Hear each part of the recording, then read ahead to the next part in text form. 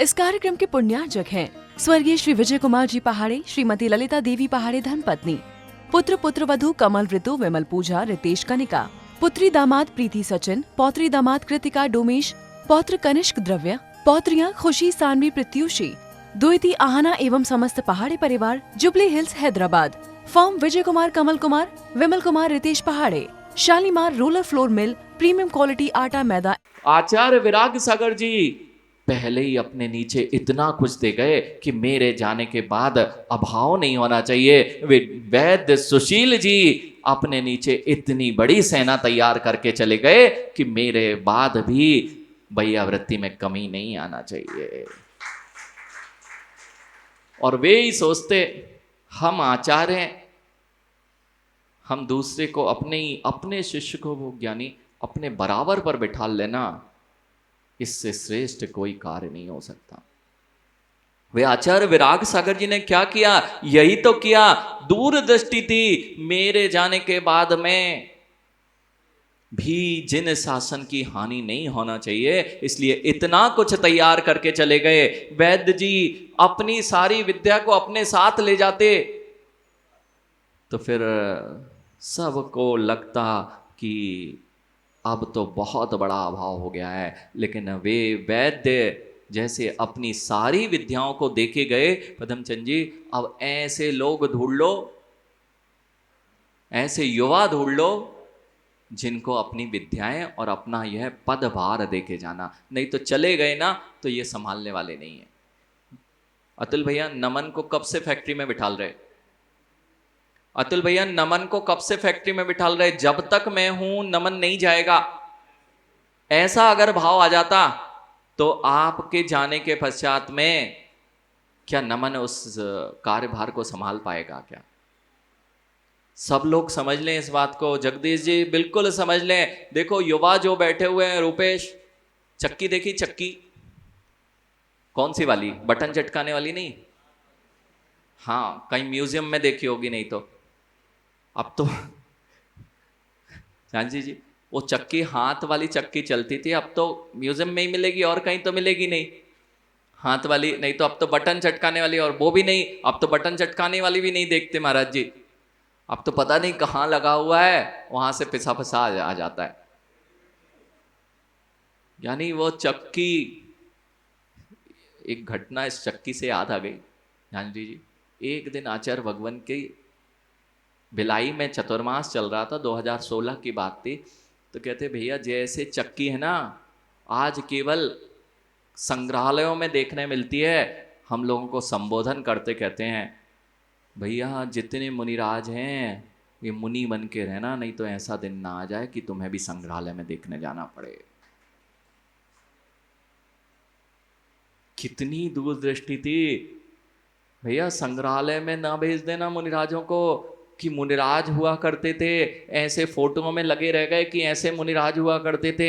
ऐसा संबोधन देके समझा रहे थे कि भैया अपनी चर्या का पालन करते रहोगे तब तो तुम संग्रहालय की वस्तु नहीं बन पाओगे, और नहीं तो मुनिराज को देखने के लिए मुनि कैसे होते हैं, वे पंडित लोग यही सोचते थे कैसे निर्ग्रंथ मुनि होते होंगे, कक्ष में नग्न हो जाते थे और सोचते थे शायद ऐसे निर्ग्रंथ मुनि होते थे। लेकिन आज आपका अहोभाग्य है माँ, आपका अहोभाग्य है, वे पंडित तो लिख लिख के गुणगान गा के चले गए और सामने आ जाए तो हम उनके नमोस्तु और वंदना भी ना कर पाए, तो हमारा दुर्भाग्य है। रुपेश चक्की देखी ना? सबने देखी ना चक्की?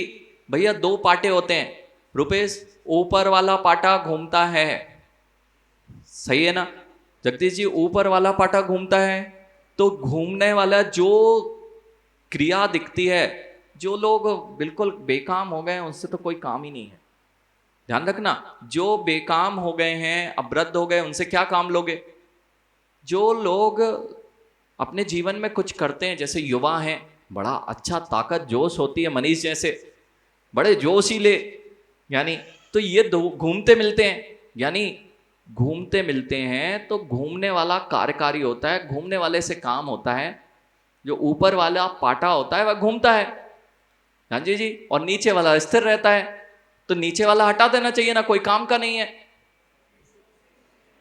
अरे वो घूमता ही नहीं है ना। यानी मनीष, जो घूमता नहीं है वो काम का है क्या? कुछ काम नहीं कर रहा, रखा हुआ है।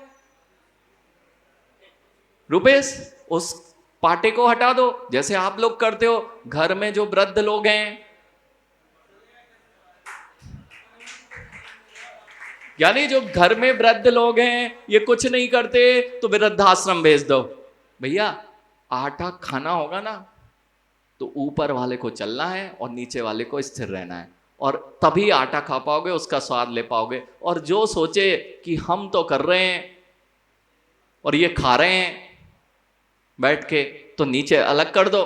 यानी देखना युवाओं की बुद्धि। झांझी जी, मनीष सोचे कि ये लोग तो कुछ करते ही नहीं है, पद्मचंद जी अब बुजुर्ग गए हैं, ये कुछ नहीं करते हैं, बस बैठ जाते हैं आके। यानी करते हम लोग हैं, नाम इनका होता है। यानी आटा चाहिए ना, तो नीचे वाला पाटा भी चाहिए और घूमने वाला भी पाटा चाहिए।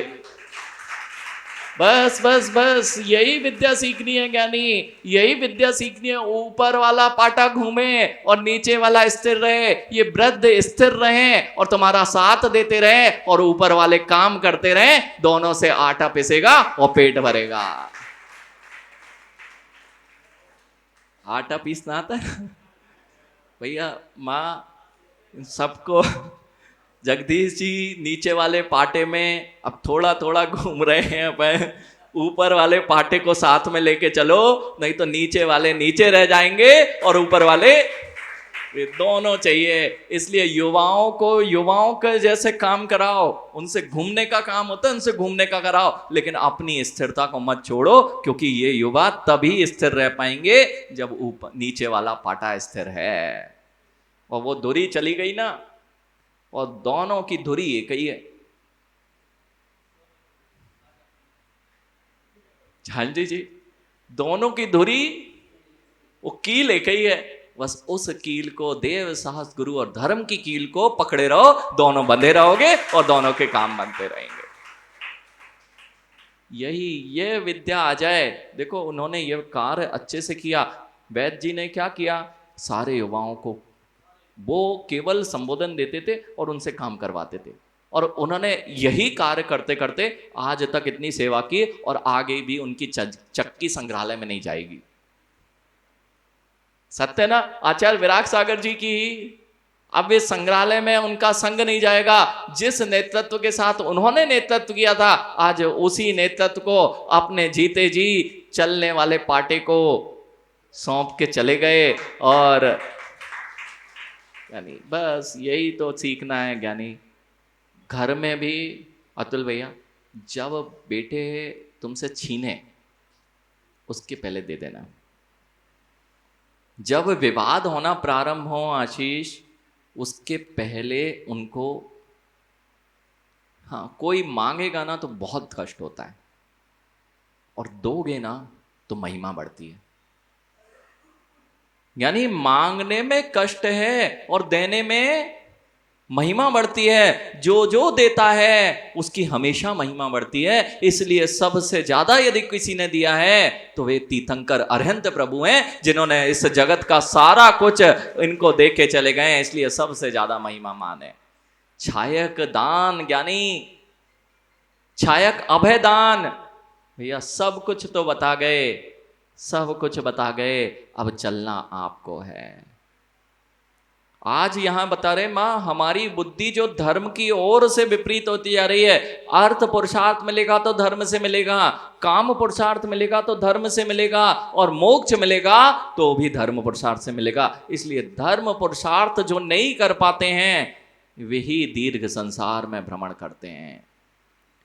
मम पुत्तम मम बज्जा मम धन धन्नोती तिव्व कंकाए, चई उण धम्म बुद्धि पच्चा पड़ी पड़ हदी दीहि संसारे। यानी ये मेरा पुत्र, ये मेरी भार्या, ये मेरा धन दान, ये मेरा घर, इनकी तीव्र आकांक्षा में जो धर्म बुद्धि को छोड़ बैठे हैं, वे अभी दीर्घ संसार में भ्रमण करने वाले हैं। यानी यहीं रहना और चटाई से ममत्व मत रखना। जैसे ही चटाई से मेरापन आया, वहीं दुख प्रारंभ हुआ। मां, आपको घर की कौन कौन सी वस्तु से राग है आपको पता ही नहीं है। ये सब लोगों को अतुल भैया बड़ा आपने घर बना रखा है, आपको हर चीज से राग नहीं है ना। अभी मनीष अपन जयपुर में प्रवेश किए थे, और जयपुर में जैसे ही प्रवेश किए थे सबसे पहले नाला मिला था। वो चौमू बाग के पहले जब प्रवेश करना था, समझ गए आप? हाँ देखना क्या नहीं, वो ट्रेन से आते हुए उसके बाजू से बह रहा था। अबे आप नहीं बताया सब कुछ। देखो वो ट्रेन से बाजू से नाला बह रहा था ना, कल अपन जहाँ निहार के लिए गए थे वो उद्यान में, वहां नाला बह रहा था, और ट्रेन में कोई आ रहा हो, उस नाले की खुशबू आ जाए तो कितना आनंद आता है। आनंद आता है ना माँ? आनंद नहीं आता? आनंद ये आता है ज्ञानी, जयपुर आ गया। देखना यानी वो रोड के किनारे कचरा पड़ा था, नगर के बाहर कचरा घर होते हैं, सबसे पहले क्या मिलता है नगर में आते से? आपको जयपुर से राग नहीं है ना? जयपुर से बिल्कुल राग नहीं है हमें महाराज जी। यानी जयपुर में भी ममत्व बैठा हुआ है, जयपुर के कचरे से भी तुम्हारा ममत्व बैठा हुआ है। जैसे ही कचरे की सुगंध आती है कहते हैं आ गया जयपुर। भैया कचरे कचरे से राग बैठा के रखा हुआ है। और माँ आप लोगों को घर में राग नहीं है ना, पता है जगदीश जी? अहो भाग्य दिगंबर मुनियों के, पता नहीं, नहीं तो घर में तो क्या क्या करना पड़ता है। माँ वो जो बनियान होती है ना, बनियान फटी बनियान, माँ वो फटी बनियान जब फट जाती तो बाहर फेंक देते ना।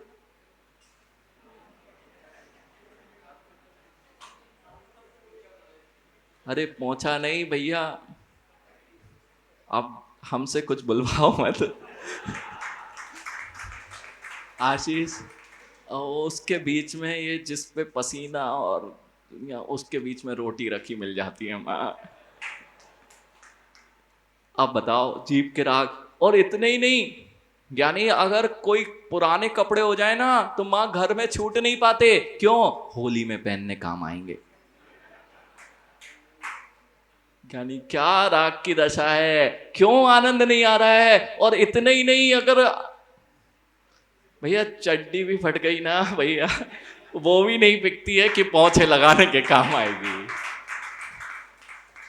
क्या राग की महिमा है, क्या राग की महिमा है भैया। इसलिए आशीष भैया ये अभय, जब चड्डी से राग नहीं छूट पाता तो कमाऊ पूत से राग कैसे छूटेगा?